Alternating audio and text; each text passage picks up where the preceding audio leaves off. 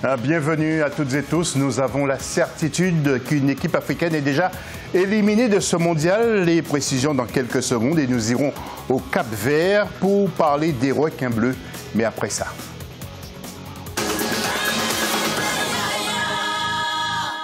Et voyons d'abord les matchs de ce mercredi 20 juin. Après les belles images qui précèdent justement chaque rencontre, regardez, eh bien, un groupe A, l'Uruguay a assuré sa qualification en battant l'Arabie Saoudite sur le score de 1-0 grâce à Luis Suarez à la 23e minute qui mettait les hommes d'Hector Tavares à l'abri. Deuxième match, Portugal-Maroc, regardez, nous attendions un réveil des Lions de l'Atlas à Moscou, mais dès la 4e minute, Ronaldo, en marquant son 4e but, réglait le sort des coéquipiers de Mehdi Benassia, déjà éliminé de la compétition. Et puis, 3e match, Iran-Espagne.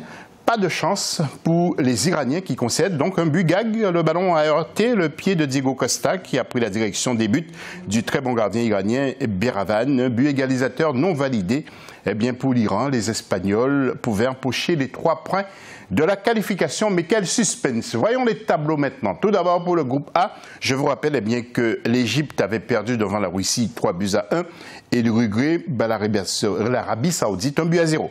Au classement, Russie et Uruguay donc sont qualifiés. Et puis en groupe B maintenant, Portugal, Maroc 1-0 et l'Iran qui a perdu devant l'Espagne 1-0. Alors, l'Espagne possède 4 points, Portugal 4 points également, mais attention à l'Iran qui n'a qu'un petit point de retard. Prochaine journée, le mardi 25 juin, avec Espagne-Maroc et Iran-Portugal.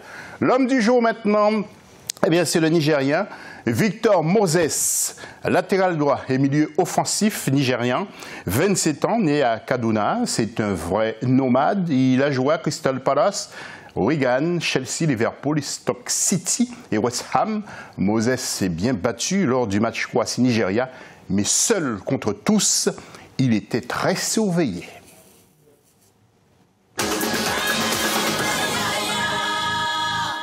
Et plusieurs matchs en groupe D et pour cette journée de ce vendredi 22 juin, les précisions avec Cheikh Omar Bandaogo. Les matchs comptants pour la phase de poule du mondial de football 2018 en Russie se poursuivent ce 22 juin. Le Nigeria, dernier du groupe D, après sa défaite face à la Croatie, pourrait remonter la pente s'il s'impose face à l'Islande, qui avait accroché l'Argentine lors de la première journée et a terminé à la 3e place du groupe. Avec une bonne occupation du terrain, mais des difficultés à concrétiser ces occasions, le Nigeria devra être plus décisif pour pouvoir venir à bout d'une équipe islandaise assez combative.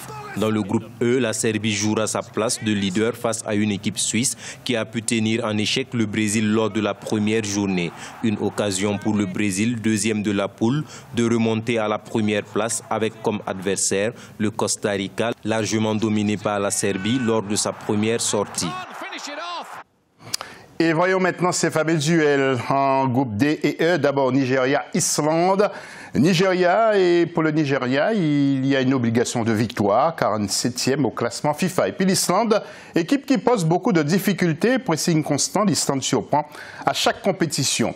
Toujours donc dans le cadre de ce duel, Brésil-Costa Rica. Brésil, les Brésiliens sont en plein réglage, 2e plus grande nation du monde, enfin en tout cas au classement FIFA. Et puis Costa Rica, le petit pousset de la compétition qui va peut-être contrarier le jeu brésilien, 25e au classement mondial. Et puis pour terminer, Serbie-Suisse, les Serbes, les Aigles Blancs participent pour la 2e fois à un mondial, leader de leur groupe, je précise bien. Et puis la Suisse, 11 participations en Coupe du Monde, 7e au classement FIFA. Il faut se méfier. Et surtout, n'oubliez pas de nous donner vos pronostics sur les plateformes de la chaîne Africa 24 TV. Alors, pour les matchs de ce vendredi 22 juin, en groupe E, 12h GMT à Saint-Pétersbourg, Brésil-Costa Rica.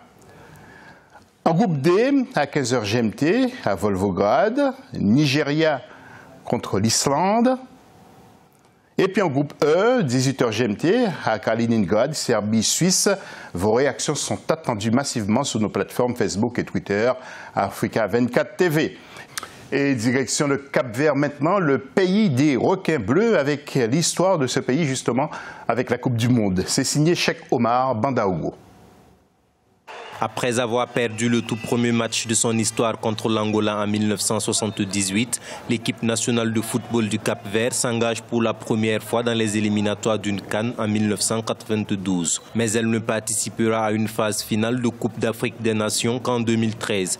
En 2015, elle participe à la CAN mais ne franchira pas le cap du premier tour. Sans aucune participation à une phase finale de Coupe du Monde, le Cap-Vert a participé néanmoins à la Coupe Amilcar Cabral avec 3 finales disputées. Le pays remporte celle de 2000 et en a occupé la 2e place à 2 reprises.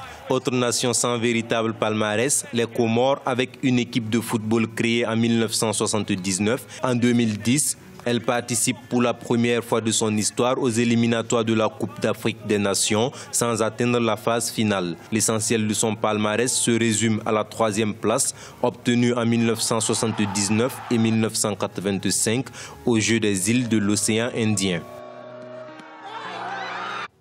Fin de ce journal, Africa 24, la chaîne du continent pour votre mondial. Et je vous donne rendez-vous demain à la même heure.